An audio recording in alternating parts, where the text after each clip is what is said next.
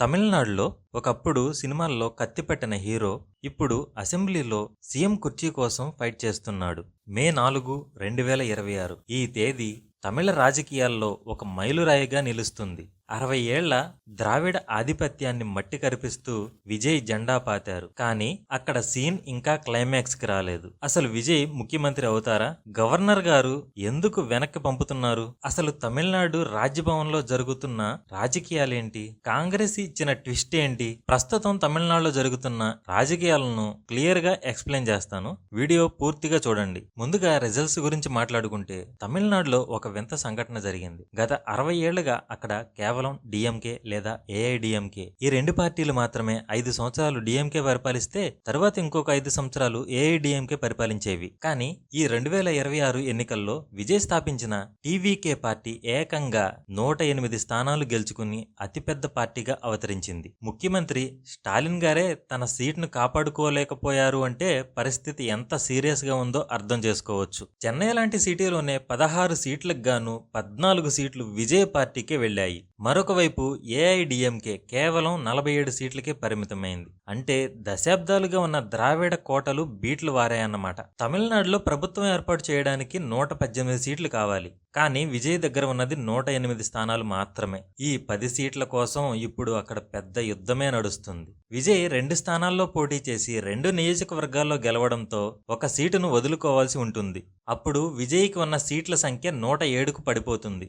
సాధారణంగా మెజారిటీ ఉన్న పార్టీని ప్రభుత్వాన్ని ఏర్పాటు చేయడానికి గవర్నర్ ఆహ్వానించాలి. కానీ గవర్నర్ రాజేంద్ర విశ్వనాథ్ ఆర్లేకర్ గారు విజయ్ ప్రభుత్వాన్ని ఏర్పాటు చేయమని ఇంకా పిలవలేదు. మీకు 118 మంది మద్దతు ఉందని సంతకాలతో కూడిన లెటర్స్ తీసుకురండి అని కండిషన్ పెట్టారు. ఇక్కడే అసలైన రాజకీయ చదరంగం మొదలైంది. ఇందులో బిగ్గెస్ట్ ట్విస్ట్ ఏంటంటే కాంగ్రెస్ పార్టీ. ఇప్పటి వరకు డిఎంకేతో కలిసి ఉన్న కాంగ్రెస్ ఫలితాలు రాగానే వెంటనే ప్లేట్ ఫిరాయించింది. తమకు ఉన్న 5 సీట్లతో విజయ్కు మద్దతు ప్రకటించింది. దీనిపై డిఎంకే నేతలు రగిలిపోతున్నారు. మేము గెలిపించిన ఎమ్మెల్యేలతోనే మాకే వెన్నుపోటు పొడుస్తారా అని కాంగ్రెస్ పై విమర్శలు చేస్తున్నారు. అయితే కాంగ్రెస్ ఏమంటుందంటే ప్రజలు మార్పు కోరుకుంటున్నారు, ఆ మార్పుకు మేము సహాయం చేస్తున్నాం అని కాంగ్రెస్ కటింగ్ ఇస్తుంది. ఇక్కడ అసలు ఊహించని విషయం ఏంటంటే విజయ్ను అడ్డుకోవడానికి బద్ధ శత్రువులైన డిఎంకే 59 సీట్లు మరియు ఏఐడిఎంకే 47 సీట్లు ఈ రెండు పార్టీలు చేతులు కలిపే అవకాశం ఉందని ఊహాగానాలు వస్తున్నాయి. వినడానికి ఆశ్చర్యంగానే ఉన్నా ఒక హీరో వచ్చి మన ఇద్దరినీ మాయం చేస్తున్నాడు, ముందు మనం కలుసుకుందాం అనే చర్చలు నడుస్తున్నాయి. ఒకవేళ ఈ రెండు పార్టీలు కలిస్తే వీరి బలం 106 అవుతుంది. అప్పుడు ఇతర చిన్న పార్టీలతో కలిసి వీరు కూడా ప్రభుత్వం ఏర్పాటు చేసే ఛాన్స్ ఉంటుంది. రాజకీయాల్లో ఏదైనా జరగవచ్చు అని అనడానికి ఇదే మంచి ఉదాహరణ. మనం ఒక విషయాన్ని గుర్తుంచుకోవాలి. తమిళనాడు భారతదేశంలోనే ఆటోమొబైల్ మరియు ఎలక్ట్రానిక్స్ హబ్. ఈ రాజకీయ అనిశ్చితి వల్ల గ్లోబల్ ఇన్వెస్టర్లు భయపడే అవకాశం ఉంది. విజయ్ దగ్గర మంచి విజన్ ఉంది, కానీ ఆయనకు రాజకీయ అనుభవం తక్కువ. కాబట్టి ఆయన అడ్మినిస్ట్రేషన్ని ఎలా నడిపిస్తారనేదే ఇప్పుడు అందరి ముందు ఉన్న ప్రశ్న.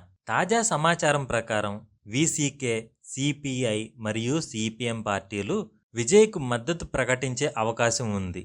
వీరు కనుక కలిసి వస్తే విజయ్ బలం 118 మార్కును సులభంగా దాటేస్తుంది.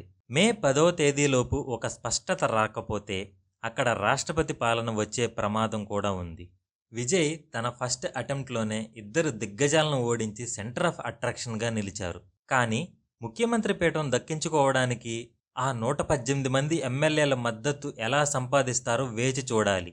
మరి మీరేమనుకుంటున్నారు? విజయ్ సీఎం అవుతారా, లేక మళ్ళీ ఆ పాత పార్టీలే అధికారం పంచుకుంటాయా? మీ అభిప్రాయాన్ని కింద కామెంట్స్ రూపంలో తెలియజేయండి. వీడియో నచ్చితే లైక్ చేయండి, ఛానల్ను సబ్స్క్రైబ్ చేసుకోండి. జై హింద్.